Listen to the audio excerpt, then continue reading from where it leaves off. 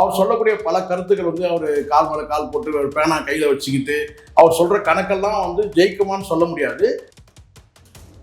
அந்த பொறுப்புக்கு அவர் வந்து என்ன வேலை செய்யறாருன்னு பார்க்கணும். அவர் இன்னும் பனையூர் விட்டு வெளியே வரவே இல்லை. இதான் உண்மை, இது சத்தியமான உண்மை. எப்படி பனையூர்லேயே விஜய் இருக்கிறாரோ அதே மாதிரி தான் எல்லாருமே இருக்கிறாங்க. அதிமுக தொண்டர்கள்லாம் தாவேக்கால வந்து சேர்ந்துட்டாங்க, நாங்க ஏன் அவங்கள வந்து எதிர்க்கணும், அவங்கள விமர்சிக்கணும், இப்படிதான் சார் தற்கொலைத்தனமா பேசுறது. ஆதவர்ஜுனா இப்படி பேசக்கூடிய வந்து அந்த வார்த்தை யாரை காயப்படுத்தும் நீங்க சொல்லுங்க? அதிமுக தான் அதிமுக இருக்க தலைமையில் இருக்கிற அத்தனை பேரும் காயப்படுத்தல. ஒரு டிப்ளமேட்டிக் அரசியல் பண்ணக்கூடிய அளவுக்கு அங்க தாவேக்கள் இல்லை, எல்லாம் தருதலைங்களா இருக்கிறாங்க, தற்குறிகளா இருக்கிறாங்க. இங்க பேசக்கூடிய மெச்சூரிட்டி இல்லாத தலைவர்கள், பக்குவமற்ற நபர்களா இருக்கிறாங்க. அது வந்து புஷியானதா இருக்கட்டும், இன்னொருத்தருக்கா பாருங்க, அந்த ராஜ்மோகன் ஒருத்தருக்கா பாருங்க, அவன் பேசுறது இருக்கு பாருங்க. அரசியல் தலைவர்கள் சொல்ல முடியாது, இல்லை அரசியல்வாதிகள் வேணா சொல்லலாம். எதுக்காக ஆதரவு கேட்டா, எங்க டிஎம்கேக்கு எதிரான ஒரு கட்சியில நம்ம இருக்கணும். அது காரணம் கேட்டா உதயநிதி மேல உள்ள ஒரு தனிப்பட்ட ஒரு காழ்ப்புணர்வு, டிஎம்கே மேல உள்ள ஒரு வெறுப்புணர்வு. ஏன்னா நமக்கு எம்பி பதவி கொடுக்கலையா, அப்போ உங்களை எப்படி ஆட்சி வர பண்றோம். 234 தொகுதியில் எந்த தொகுதியிலும் விஜய் ஜெயிப்பார், அந்த பாப்புலாரிட்டி இருக்கு. ஆனால் விஜய் நிக்க வைக்கிற கேண்டிடேட்லாம் ஜெயிச்சிருவாங்கலாம் சொல்ல முடியாது. ஆனால் 5% 10%, அது கூட கலா அரசியல் வந்தால் தான் இன்னொரு 5%, அந்த 10% இல்லைன்னா ஒரு 5% தான் வாங்குவேன்.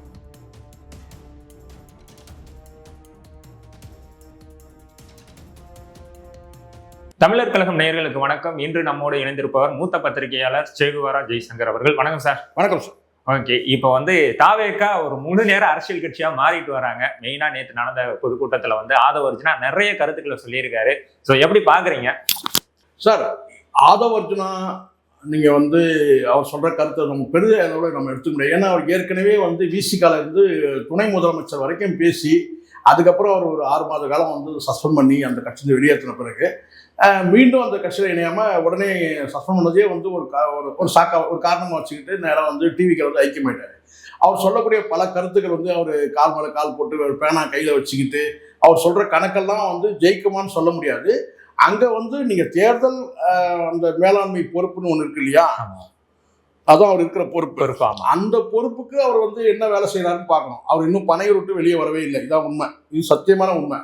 பனையூர் தாண்டி மாவட்ட அளவில் போய் இவர் வந்து கலா அரசியல் எதுவும் பண்ணவே இல்லை. அது காரணம் கேட்டால் பாதுகாப்பு இன்மைன்றத ஒரு கம்ப்ளைண்டாக கொடுத்துறாரு. உங்களுக்கு தெரியும், அந்த ரோட்டில் போகிறவங்கலாம் வந்து சுற்றி விளாத்திட்டு இருந்தவங்களெல்லாம் வந்து விசாரணை பண்ணுற அளவுக்கு ஆயிடுச்சு. அது காரணம் கேட்டால் இவர் வந்து மாவட்ட அரசியலில் போனார்னா இவருக்கு பாதுகாப்பு இல்லாத ஒரு சூழல் ஆகிடும். அதுக்காக இவருக்கும் வந்து பார்த்தீங்கன்னா ஒய் பிரிவு கொடுக்க முடியாதுல்ல, சரிங்களா? அதெல்லாம் கேட்டால் ஒரு காரணமாக சொல்லப்பட்டது. அதுக்கப்புறம் ஒரு புகார் கொடுத்தாரு, அது நடவடிக்கை எடுக்கிறாங்கன்னு வச்சுக்கோங்க, அது வேறு. ஆனால் மாவட்ட அளவில் இவங்க வந்து எந்த விதமான வந்து சுற்றுப்பயணமும் செய்து கலா அரசியலுக்கெல்லாம் போகவே இல்லை. எப்படி பனையூர்லேயே விஜய் இருக்கிறாரோ அதே மாதிரி தான் எல்லாருமே இருக்கிறாங்க. அது இருக்கிற ஒரு ஐஆர்எஸ் ஒருத்தர் வந்தார்ல, அவரும் எல்லாருமே பனையூரை தாண்டவே இல்லை. அங்கே முழுக்க வியூகம் அமைச்சு கொடுத்து ஜான் ஆரோக்கியசாமி அவர் பிக்சரில் நீங்கள் பார்த்து இருக்க மாட்டீங்க, எந்த ஸ்டேஜில் அவர் வந்திருக்க மாட்டார். ஸோ ஸ்க்ரீனுக்கு பின்னாடி அத்தனை வேலையும் அவர் தான் செய்கிறார். ஸோ அவர் தான் அரசியல் கணக்கே எல்லாமே போடுறாரு.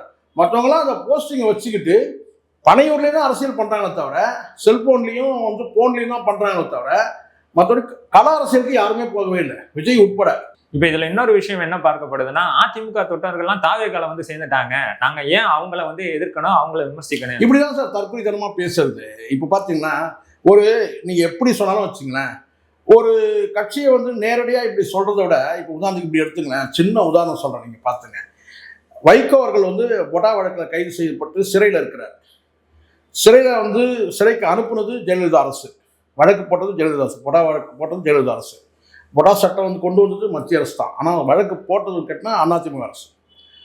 சிறையில் இருக்கிற கலைஞர் வந்து என்ன சொல்கிறார் கேட்டினா, வந்து நீ பெயிலில் வான்னு சொல்கிறார், நீ பிணையில் வெளியே வரணும் அப்படின்னு சொல்லிட்டு ஒரு வேண்டுகோள் வைக்கிறார்.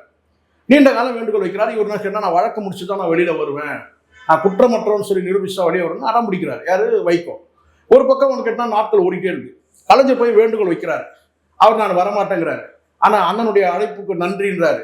அண்ணன் அவரும் 2 பேரும் வந்து இதே சிறை வளாகத்தில் உட்காந்து பேசுகிறாங்க. கலைஞர் வந்து அவரும் வந்து சிறை வந்து கைதிகளை சந்திப்பாங்க இல்லையா, அந்த இடத்துல வந்து கலைஞர் இப்படியே நடந்துட்டு இருக்கும்போது, இன்னொரு பக்கம் திமுகவில் வந்து மதிமுக பல பேர் பிரிஞ்சு போய் திமுகவில் போய் சேர்றாங்க. கலைஞர் எங்கேயாவது ஒரு இடத்துல வந்து சொல்லியிருப்பாரா, நீங்கள் மதிமுக இருக்கவங்களாம் வந்து பிரிஞ்சு வந்து திமுக வந்து இணைஞ்சிருங்க, தாய் கழகத்துக்கு வாங்கன்னு அறிவிப்பு கொடுத்தாரா? கொடுக்கவே இல்லை.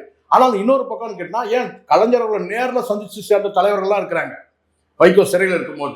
ஆனால் கலைஞர் ஒரு ஸ்டேட்மெண்ட் கொடுக்க மாட்டார். மதிமுக ஒரு பக்கம் வந்து வைகோவை சந்திச்சு சிறையிலேருந்து வெளியே வாங்க, சிறையிலேருந்து வெளியே வந்து தம்பி வெளியே வரணும், ஜாமீன்ல வெளியே வரணும்னு வேண்டுகோள் வைக்கும்போது இன்னொரு பக்கம் கட்சியை கரைக்கிறாங்க. எங்க மதிமுக. இப்படியான ஒரு நுணுக்கமான அரசியல் வந்து அந்த காலத்துல நடந்தது. இப்போ வந்து ஆதவ அர்ஜுனா இப்படி பேசக்கூடிய வந்து அந்த வார்த்தை யாரை காயப்படுத்தும் நீங்க சொல்லுங்க? அதிமுக தான் அதிமுக இருக்க தலைமையில் இருக்கிற அத்தனை பேரும் காயப்படுத்தல. இந்த சாதாரண புரிதல் கூட இல்லைன்னு வச்சுங்களேன். ஒரு டிப்ளமேட்டிக் அரசியல் பண்ணக்கூடிய அளவுக்கு அங்க தாவைகள் இல்லை. எல்லாம் தருதலைங்களா இருக்கிறாங்க, தற்குறிகளா இருக்கிறாங்க. இப்படியான வார்த்தைகள் பேச விட்டீங்க. கட்சியில வந்து சேரலாம் சார். சார் எந்த கட்சியும் சார் இப்ப தாவைகளுக்கு போய் திமுக சேர்ந்தவங்க இருக்கிறாங்கல்ல. இப்போ வைஷ்ணவி ஒரு பாப்பா போய் சேர்ந்தது இல்லை.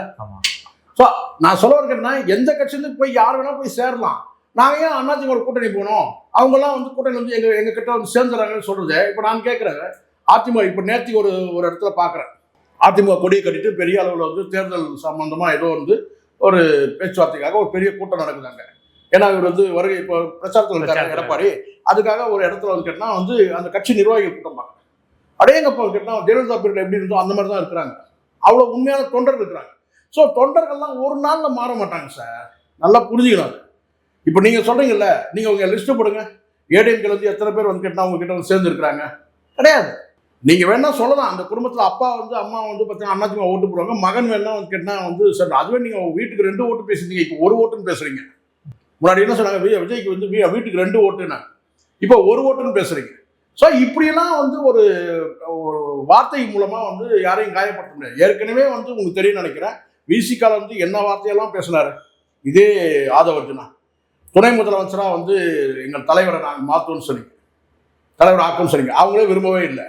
திருமாவளவனே தேவையில்லாம கலகம் பண்ணி அது வந்து சமீபத்தில் பேட்டி கூட சொல்லியிருந்தாரு அண்ணன் திருமா சொன்னாரு. கேட்டேன், அது அருவருப்பா இல்லையா? அது என்ன துணை முதலமைச்சர், ஏன் முதலமைச்சர் தகுதி எனக்கு இல்லையான்னு சொல்லி கூட கேட்டேன். அது முதல்ல பவர்ஃபுல்லான ஒரு போஸ்டே கிடையாது. அவர் டம்மி போஸ்ட், துணை முதலமைச்சர் டம்மி போஸ்ட். அப்ப நீங்க வந்து யாசகம் போடுற மாதிரி, பிச்சை போடுற மாதிரி தான் நீங்க நினைக்கிறீங்க. ஒரு 27% இருக்கிற வந்து பர்சன்டேஜ் இருக்கிற வந்து தலித்துகளுக்கு அப்படி நீங்க தலித்துகளோட பிரதிநிதியா நீங்க பார்த்தால் கூட அது என்ன துணை முதலமைச்சர் பதவி? எல்லா சமுதாயத்தோட கட்டினா பெருவாரியா இருக்கக்கூடிய ஒரு சமுதாயத்துக்கு ஏன் துணை முதலமைச்சர் பதவி கொடுக்குறீங்க? சொல்றேன், அப்படி சாதிய பார்வையை கொடுத்தாலும் கூட நான் சொல்றேன். ஸோ அதனால வந்து இப்படிதான் அசிங்கப்படுத்து கிட்டத்தட்ட அங்கிருந்து விரட்டி அடிக்கப்பட்டவர் தான் இந்த ஆதவ அர்ஜுனா. இப்போ இங்க வந்து என்ன பேசுறீங்க? அங்க இருக்கிற யாருமே மெச்சூரிட்டி இல்லை சார். நீங்க வேணா பாருங்க, நீங்க யாரை வேணா எடுத்துங்க, அந்த கட்சியில மெச்சூரிட்டி உள்ள ஆட்கள் யார்? விஜய் வேணா சொல்லலாம், நீங்க ஓரளவுக்கு ஃபுல்லா சொல்ல முடியாது. ஏன்னா கடந்த காலத்தில் அவர் பேசுற வார்த்தைகள்லாம் இருக்குல்ல, மேடையில் பேசணும்னு சொல்றேன். ஸோ இங்க பேசக்கூடிய மெச்சூரிட்டி இல்லாத தலைவர்கள், பக்குவமற்ற நபர்களா இருக்கிறாங்க. அது வந்து புஷியானதா இருக்கட்டும், இன்னொருத்தர் இருக்கான் பாருங்க, அந்த ராஜ்மோகன் ஒருத்தர் இருக்கான் பாருங்க, அவன் பேசுறது இருக்கு பாருங்க. 2023 வந்து முதலமைச்சர் மு க ஸ்டாலின் அவ்வளோ புகழ்ந்துட்டான், அப்படியே கூசுது அப்படியே உடம்பே. இப்போ அப்படியே வந்து நான் கேட்டேன்னா தலைகீழ பேசுறான் அப்படியே. அதுவும் ரொம்ப நாள் கூட இல்லை சார், ஒரு 1.5 வருஷம் கூட இல்லை சார் அதிகபட்சம். ஸோ எதனால சொல்றேன்னா, இவங்க எல்லாம் வந்து மெச்சூரிட்டி இல்லாத இருக்காங்க. ஒரு பக்குவமற்ற ஒரு அரசியல் தலைவர்கள் சொல்ல முடியாது. இவங்க அரசியல்வாதிகள் வேணா சொல்லலாம், அரசியல் வியாதிகள் வேணா சொல்லலாம். இவங்க வந்து பார்த்தா பக்குவமே இல்லை. தமிழக வெற்றி கழகத்துக்கு 25% ஓட் பேங்க் இருக்குன்னு ஆதவ அர்ஜுனா சொல்றாரு. ஆரம்பத்துல இதான் சார் சொல்லியிருக்காரு. நான் சொல்லட்டுமா சார், உள்ளபடியே சொல்லட்டுமா? எனக்கும் ஜான் ஆரோக்கியசாமிக்கும் நடந்த கான்வர்சேஷன்ல என்கிட்ட நீண்ட காலம் பேசிட்டு இருந்தாரு. என்ன சொல்றதுன்னா, நான் இந்த ஜனவரி இல்லை, போன ஜனவரி பேசிட்டு இருந்தாரு. அதுக்கப்புறம் அவர் கட்சிக்கு இணையணும்னு கூட, அதெல்லாம் தெரியும் நினைக்கிறேன். கட்சியை வந்து இணையணும்னு கூப்பிட்டாரு. நான் சொன்னேன், எந்த கட்சியும் நான் சேர எனக்கு ஐடியாவே எனக்கு இல்லைன்னு சொல்லிட்டேன். நான் ஒரு கட்சியில் நான் சேர்ற வரைக்கும் தான் நீங்கள் எனக்கு மதிப்பு கொடுப்பீங்க. சேர்ந்துட்டு போனோம்னா அப்புறம் நான் உங்களுக்கு அருமையாக இருக்கணும் அப்படி சேர்வேன். ஆனால் பல விஷயங்களை பகிர்ந்துக்கும் போது 22% சொன்னது யாருன்னு கேட்டினா பிரசாந்த் கிஷோர். யார்? விஜய் கிட்ட கட்சி தொடங்கத்துக்கு முன்னாடி பேசுறது கேட்டினா 22% வரைக்கும் நீங்கள் ஓட்டு வாங்குவீங்க அப்படின்னு அவர் ஒரு கணக்கு சொன்னார். அப்போ ஜான் ஆரோக்கியசாமி, அதுக்கு இரண்டாவது ஜான் ஆரோக்கியசாமி சொன்னது வந்து கேட்டால் 19% நீங்கள் வாங்கிடுவீங்கன்னு சொல்லிட்டேன். ஆனால் அதே ஜான் ஆரோக்கியசாமி ஒரு காணொலியில் நீங்கள் வந்து ஒரு ஆடியோ கேட்டிருப்பீங்கன்னு நினைக்கிறேன். வந்து பார்த்தீங்கன்னா அதில் வந்து 2% கூட வராது. ஏன்னா அந்த நடவடிக்கையை பொறுத்து புஷியான நடவடிக்கையை விமர்சிக்கும் போது இப்படின்னா 2% கூட வராது. ஸோ என்கிட்ட சொல்றது கேட்டால் சயின்ஸ் படி சொன்னது, சயின்ஸ் படி, சயின்டிஃபிக் என்ற வார்த்தையோட சொல்லவே இல்லை. எங்க சயின்ஸ் சார், இது சயின்ஸு. 15% வந்து பார்த்தீங்கன்னா வந்து விஜய்க்கு வந்து வாக்கு வந்து வாய்ப்பு இருக்கு. இன்னும் கொஞ்சம் கல அரசியல் தீவிரமாக இறங்கினா 19% வாங்கிடுவாரு சொன்னது ஜான் ஆரோக்கியசாமி. ஒரு வியூக அமைப்பாளர், விஜய் கட்சி தொடங்குறதுக்கு முன்னாடி இருந்து கட்சியோட பெயர், கொள்கைகள், இன்னைக்கு வரைக்கும் அரசியல் கணக்குகள் அத்தனையும் பண்றது ஜான் ஆரோக்கியசாமி. அவர் இன்னும் ஸ்கிரீன்லேயே வரவே இல்லை, ஸ்கிரீனுக்கு பின்னாடி தான் இருக்கார். அப்படிப்பட்ட அவர் வந்து சொல்றதுன்னு கேட்டா 15லேருந்து 19 சொன்னார்னா, திடீர்னு இங்கிருந்து கிளம்பி போன நபர் வந்து பல கட்சிகள் போன நபர் 25% சொன்னார்தான். தாவேக்கால ஆதவர்ஜனால வந்து கேட்டா 1% ஓட்டு வந்தா நீங்க சொல்லுங்க. ஆதவர்ஜனால 1% ஓட்டு கிடையாது. ஆதவர்ஜனால வந்து கேட்டா மைனஸ் என்ன சொல்றேன், ஏன்னா வந்து கேட்டா லாட்ரி வியாபாரின்ற ஒரு பேர் இருக்கு, மைனஸ் ஒன்னா ஆகும். இப்போ விஜய் கடுமையாக விமர்சனம் பண்ணிக்கிட்டா ஊழல் வந்து விமர்சனம் விஜய் மேல பண்ண முடியுமா சார்? ஊழல் பண்ணிட்டாரு சொல்ல முடியுமா? சொல்ல முடியாது. ஆனா அதே வந்து கேட்டா வந்து ஒரு கரை போடணும்னு சொன்னாக்கா வந்து ஆதவர்ஜனை வச்சு போட முடியும். ஏன்னா மாமனார் சொத்து பல கோடி ரூபாய், பல 1000 கோடி ரூபாய் இல்லையா? அப்போ அதில் வந்து உங்களுடைய பங்கு எவ்வளோ? அது சில 1000 இருக்கும். அவர் தான் பிரிஞ்சு வந்துட்டாருன்னு சொல்றாரு. பிரிஞ்சு வந்தா சார் எல்லாம் கணக்கு சார் சொல்லிட்டு போனாங்க, எல்லாம் ஆகுனா இது ஒன்று சொல்லிருக்கானுங்க, பிரிஞ்சு வந்துட்டாங்கன்ட்டு. சும்மா அது நமக்கு சொன்னது அது சார். இப்போ நல்லா புரிஞ்சுங்க, மார்டின் குடும்பத்துல இருந்து இன்னைக்கு இருக்கிற தமிழ்நாட்டில் இருக்கிற பெரிய கட்சிகள் எடுத்துங்க, அது காங்கிரஸ், பிஜேபி, ஏடிஎம்கே, டிஎம்கே, எல்லா குடும்ப உறுப்பினர்கிட்டையும் வந்து ஒரு கட்சியில் இருக்கிறாங்க சார். ஆதவர்ஜனை சூஸ் பண்ணுறது கேட்டீங்கன்னா, இங்கே எதுக்காக ஆதவர்ஜனை கேட்டால் எங்கள் டிஎம்கேக்கு எதிரான ஒரு கட்சியில் நம்ம இருக்கணும். அது காரணம் கேட்டால் உதயநிதி மேலே உள்ள ஒரு தனிப்பட்ட ஒரு காழ்ப்புணர்வு, டிஎம்கே மேலே உள்ள ஒரு வெறுப்புணர்வு. ஏன்னா நமக்கு எம்பி பதவி கொடுக்கலையா, அப்போ உங்களை எப்படி ஆட்சி வர பண்ணுறோம் பாரு, அதுக்காக வந்து தான் விசிகால வந்து கழகத்தை ஏற்படுத்துது. ஓகே, இப்படி ஒரு எண்ணத்தோட ஒருத்தர் உள்ளவர் வரும்போது விஜய் யோசிச்சான்னு அவர் எதிரிக்கு எதிரி நண்பன் தான் சார். சில பொறுப்புகள் சில கட்சிக்கு செலவு பண்றான், அங்க போனா வந்து விசிகால போனவொடனே கேட்டால் சில உங்களுக்கு தெரியும் நினைக்கிறேன், பணங்களை அவுத்து விட்டான், மாநாடு நடத்துறதுக்கான செலவுகள் ஏற்றுக்கிட்டான், பைத்தியம் ஏதோ ஒரு செலவு பண்ணுது அங்கே வச்சுட்டு சார். எல்லாம் மக்கள்கிட்ட கொள்ளடிச்ச பணம், அதை போய் விசிகால போயிட்டு சில லட்சங்கள் செலவு பண்ணியிருக்கலாம் மாநாட்டுக்காக, கட்சிக்காக. ஆனால் அந்த பணத்தை வச்சு போயிட்டா அங்கே இருக்கிற தலைவரை வந்து பார்த்தா தன் பக்கம் இழுக்க முடியல. வேணா சில செலவுகள் பண்ணிடலாம், மாநாட்டு செலவுகள், இதர செலவுகள், கட்சி நிர்வாகிகள் கொடுத்துரு, அது மாதிரி நடந்திருக்கலாம். அதே மாதிரி விஜய் கட்சிகள் வந்து கேட்டால் வந்து குறிப்பிட்ட செலவு, பணக்காரன் ஒருத்தன் வரான், அவனை ஏன் வெளியே விடணும்? ஏதோ வாய்ஸ் ஆஃப் காமன் அது ஏதோ ஒன்று வச்சிருக்கிறான், அப்படிதான் சேர்த்துக்கிறான் தவிர இவர் பெரிய ராஜதந்திரிலாம் கிடையாது. அப்படி ஒருவேளை இவர் வந்து பெரிய ஸ்ட்ராட்டஜிஸ்டா இருந்தா ஜான் ஆரோக்கியசாமி வெளியே அனுப்பிடணும் சார். ஜான் ஆரோக்கியசாமி 12 கோடி வந்து பேமெண்ட்டு, எதுக்கு அதை 12 கோடி நம்ம இழக்கணும்? அப்படிதான் சொல்றாங்க. ஒரு 12 கோடி பேமெண்ட், அந்த 12 கோடி வந்து பார்த்தீங்கன்னா இவன் பெரிய ஸ்ட்ராட்டஜிஸ்ட் இல்லை, யாரு ஆதவர்ஜனா, அவனை வச்சுக்கலாமே. கிடையாது. ஜான் ஆரோக்கியசாமியோட அறிவில் நான் பேசணும்னு தெரியும். நான் அவ்வளோ ஈஸியாக ஒருத்தர் அறிவாளி நான் ஏற்றுக்கவே மாட்டேன். அப்போ நம்ம பழகும்போது தெரியும் அறிவாளியான்றது நமக்கு தெரியும் இல்லையா? அப்போ நான் பார்க்குறேன்னா ஜான் ஆரோக்கியசாமி வந்து ஒரு சிறந்த அறிவாளி. ஆனால் ஆதவர்ஜனாவை நீங்கள் கம்பேர் பண்ணீங்கன்னா வந்து நீ கம்பேர் பண்ணுறது தப்பு முதல்ல. ஏன்னா வந்து ஜான் ஆரோக்கியசாமி கேட்டினா வந்து நான் ஒரு அந்த ஸ்ட்ராட்டஜிஸ்டாக நான் மதிப்பேன். ஏன்னு கேட்டினா பல கணக்குகள் இருக்கு, அது பல வருடங்கள் பழைய கணக்குகள் இருக்கு, அரசியல் கணக்கு, புதிய கணக்குகள் இருக்கு. டோட்டலாக எப்படி வந்து இதை கொண்டு போனோம், அந்த தமிழக வெற்றி கழகன்ற பேரை சூஸ் பண்ணதே வந்து பார்த்தீங்கன்னா வந்து ஜான் ஆரோக்கியசாமி. இப்போ வைஷ்ணவி வந்து பார்த்தீங்கன்னா விஜய் மீதும் விஜய் கட்சியில் உள்ள தொண்டர்கள் மீதும் வந்து இப்போ வந்து வழக்கு தொடுத்திருக்காங்க. இது எந்த விதமான ஒரு போக்கை காமிக்குது? இல்லை, நான் பொதுவான பார்வையில் சொல்லுங்க சார். சமீபத்தில் நான் சொல்கிறேன், நீங்கள் ஒரு 2 வருஷம் நீங்கள் கணக்கெடுத்து விஜய் கட்சி தொடங்கின காலத்துல வந்து நீங்கள் பார்த்தீங்கன்னா இந்த மாதிரி யூடியூப்ல வந்து யாரும் வந்து பதில் கூட கொடுக்க மாட்டாங்க. நான் ஆரம்ப காலத்தில் விஜயோட அரசியலை வந்து பார்த்தீங்கன்னா நான் வந்து பேசும்போதுலாம் சொல்கிறேன், விஜயோட தாவேக்கால் நான் தொண்டரும் கிடையாது, விஜயோட ரசிகரும் கிடையாதுன்னு சொன்னால் எந்த நடிகருக்கும் நான் ரசிகர் கிடையாது. அப்போ நான் தெளிவாக சொல்லிடுவேன். ஆனால் அதே சமயத்தில் குறிப்பிட்ட சிலருக்கு கேட்டால் விஜய் அரசியலுக்கு வரவே கூடாது அப்படின்னு சொல்லி விமர்சனம் பண்ணாங்க. உங்களுக்கு தெரியும், வேல்முருகன்லாம் வந்து கூத்தாடின்னு சொல்லி தான் விமர்சனம் பண்ணாங்க. அப்போ நான் வந்து ஆதரித்து பேசினேன். எப்பவுமே ஒரு நடிகர் அரசியல் வருது, ஏன் நீங்கள் வந்து வெறுக்கிறீங்க, ஏன் கூத்தாடின்னு பேர் சொல்றீங்க? கூத்தாடினா யார் கூத்தாடி? உதயநிதி கூத்தாடி இல்லையா? முக ஸ்டாலின் கூத்தாடி இல்லையா? கலைஞர் கூத்தாடி இல்லையா? எம்ஜிஆர் எல்லாருமே கூத்தாடிங்க தானே. ஸோ சினிமா நடிகர் ஏன் அந்த கூத்தாடின்ற பேர் வச்சிருக்கீங்க? கடுமையான நான் தான். ஆனால் அந்த காலகட்டத்திலாம் யாரும் வந்து பேசவே இல்லை. விஜய் கட்சி தொடங்கின பிறகு யூடியூப்ல வந்து சில பேர் வந்து பிஸ்னஸ் பண்ணுறதுக்காக வந்துட்டாங்க. அந்த தொண்டர்களை வந்து தங்கள் பக்கம் வந்து பார்வையாளராக மாற்றி பணம் பார்க்குறாங்க. அது ஒரு பக்கம் நடக்குது. இதை வந்து நம்ம தவறுன்னு சொல்ல முடியாது. அது வந்து அவங்க இன்வெஸ்ட்மெண்ட் போட்டு ஒரு சேனல் ஆரம்பிக்கிறாங்க, ஆதரிச்சு பேசலாம், தப்பு ஒன்றும் கிடையாது விஜய்க்கு வந்து தாவேக்காக. ஆனால் ஆதரிச்சு பேசுறன்ற பேரில் என்ன செய்கிறாங்கன்னா இந்த மாதிரி கட்சியில் முரண்பட்ட கருத்துக்கள் தெரிவிக்கிறாங்கல்ல, அது ஊடகங்கள் சார்பில் கேட்டால் இப்போ உதாரணத்துக்கு உங்களோட டிஎம்கே வரும்னா யூடியூப் ப்ரோட்டஸ்ட், அதர்மம் மனோஜ், அப்புறம் கருஞ்சட்டை, இந்த மாதிரி இன்னும் பல பேருக்கு தெரியும் நினைக்கிறியா? இந்த மாதிரி வந்து திமுகவை இதில் திராவிட இயக்கங்களை ஆதரித்து பேசுகிறவங்கலாம் வந்து தரக்குறைவாக பேசுறதுன்னு ஒரு நிலைப்பாடு வந்து தாவேக்கா சார்பில் வந்து செயல்படக்கூடிய இந்த யூடியூப்கள் செய்கிறாங்க. இப்போ அது கூட நான் வந்து தவறுன்னு சொல்ல, அவங்க ஒரு கருத்து சொல்றாங்க, நீங்க ஒரு கருத்து சொல்றீங்கன்னா பிரச்சனை இல்லை. ஆனால் அதை வந்து ரொம்பவும் ஆபாசமா அருவருக்கு தகுந்த வார்த்தைகளை வந்து பேசுறாங்க, நம்ம பார்க்கறோம். இப்போ ஒரு கருத்தை நீங்க வைக்கிறீங்கன்னா அந்த கருத்தை நீங்க வந்து பதில் கருத்தா நீங்க சொல்லுங்க. அதுல வார்த்தை பிரயோகங்கள் கூட ஒருமையில கூட போகலாம், அது பிரச்சனை இல்லை. ஆனால் அதை தாண்டி வந்து பார்த்தோன்னா குடும்பத்தையே இழுத்து பேசுறது வந்து ஒரு பெண் என்றும் பாராமல் வந்து ரொம்ப ஆபாச கருத்துக்களை வந்து சொல்றதுன்னு கேட்டா, உச்சபட்சமா வந்து தாவேக்கள் இருக்கிற லேட்டஸ்ட் அந்த விஜய் சொன்ன பிறகு இந்த விர்ச்சுவல் வாரியர்ஸ் சொன்னார் இல்லையா, அதுக்கு பிறகு வந்து ரொம்ப ஆர்வக்கூடாது பல பேர் கேட்டால் தரம் குறைந்த வார்த்தைகளை போட்டு ஆபாசமா பேசுறதை நான் பார்த்துருக்கிறேன்.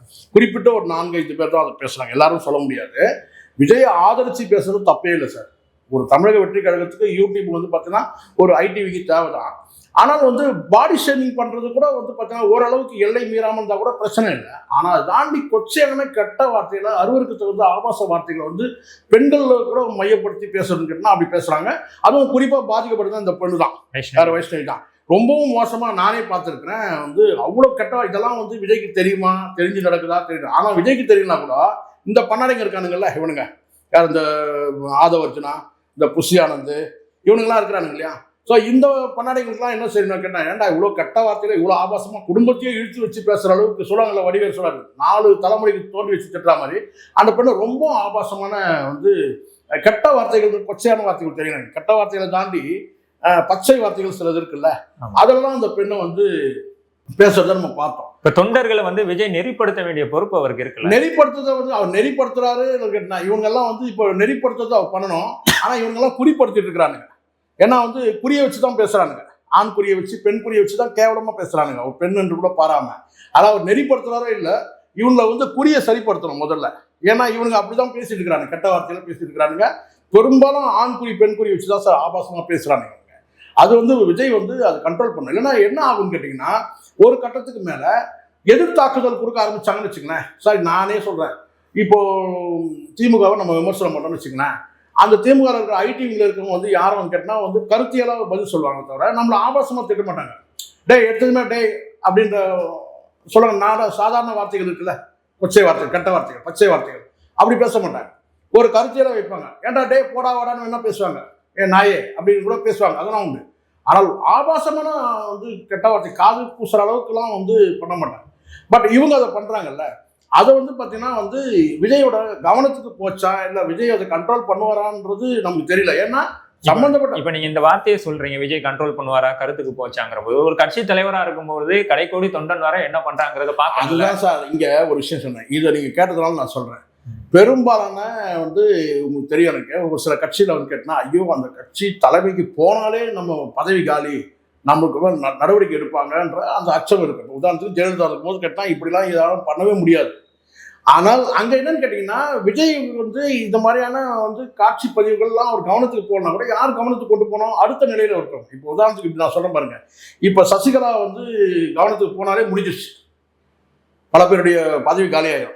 ஏன்னா அவங்க தான் டெசிஷன். அது அதுக்கப்புறம் அம்மா கிட்ட கொண்டு போவாங்க, அது வந்து அப்ரூவல் ஆகி அன்னைக்கு ஏன் உங்களுக்கு தெரியும் நினைக்கிறேன், நாஞ்சில் இவர் இருக்காருல்ல, நாஞ்சில் சம்பத், அவர் வந்து பேசிட்டே இருக்காரு, அம்மா அவர்கள் வந்து யானை மாதிரி அப்படின்னு சொல்றாரு, புகழ்ந்துதான் பேசுறாரு. இது அம்மா அவர்கள் யானை மாதிரி அப்படின்னு சொல்லி பேசுறாரு, யானையை ஊமைப்படுத்தி பேசுறாரு.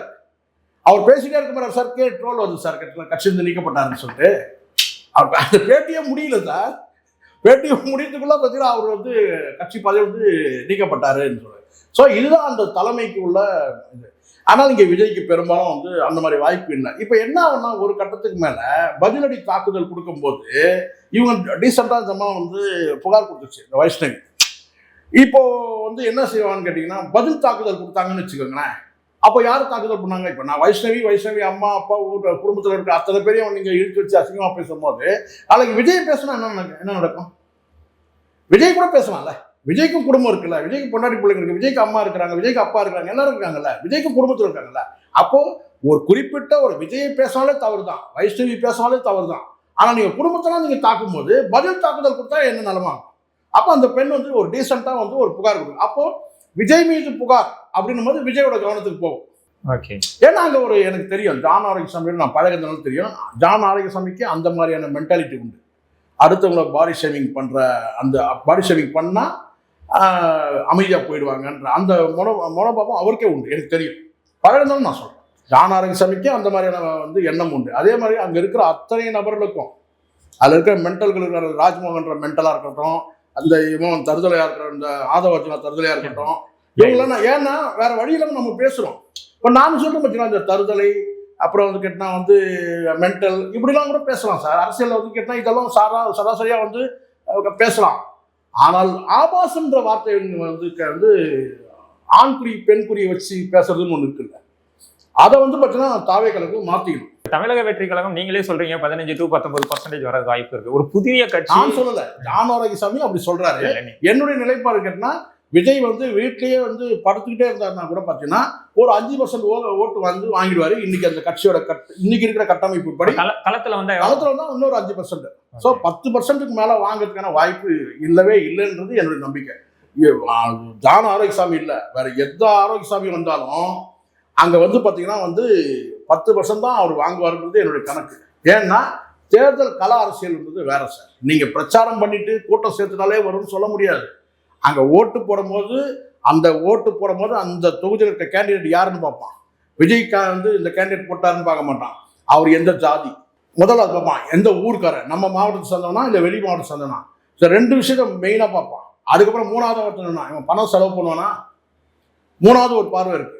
விஜய் தேர்தலில் நிற்கிறாருன்னு வச்சுங்களேன், எந்த தொகுதியில் நின்னாலும் 234 தொகுதியில் எந்த தொகுதியில் நின்னாலும் விஜய் ஜெயிச்சிருவார். ஆனால் விஜய் நிற்கிற கேண்டிடேட் வந்து கேட்டால் 234 தொகுதியில் ஜெயிப்பானா சொல்ல முடியாது. அந்த கணிசமான அந்த ஓட்டு வந்து பார்த்தீங்கன்னா 3 விஷயத்தை பார்ப்பாங்க. ஒன்று அவன் சாதிக்காரனா, அந்த ஊரில் மெஜாரிட்டி உள்ள இருக்கிறான். 2வது அவன் நம்ம ஊருக்காரனா, ஜாதிக்காரன் ஊருக்காரன். 3வது இருக்குன்னா பணம் செலவு பண்ணோன்னா, இதுக்கு முன்னாடி அவனுடைய கலப்பணி என்ன, இதெல்லாம் பார்ப்பாங்க. விஜய் சொல்லிட்டாரு அப்படின்னு சொன்னாலாம் வந்து அப்படி நடந்தால் விஜய் தான் முதலமைச்சர். 234 தொகுதியில் நிற்கிறவங்களாம் ஜெயிச்சிருவாங்கன்னு சொல்ல முடியாது. ஸோ அதனால வந்து விஜய் ஜெயிப்பார். 234 தொகுதியில் எந்த தொகுதியில் இருந்தாலும் விஜய் ஜெயிப்பார். அந்த பாப்புலாரிட்டி இருக்கு. ஆனால் விஜய் நிற்க வைக்கிற கேண்டிடேட்லாம் ஜெயிச்சிருவாங்கலாம் சொல்ல முடியாது. அதனால 5லேருந்து 10%, அது கூட கல அரசியல் வந்தால் தான் இன்னொரு 5%, அந்த 10% இல்லைன்னா ஒரு 5% தான் வாங்குவேன். கருத்துக்களை பயந்துக்கிட்டது நன்றி. நன்றி சார்.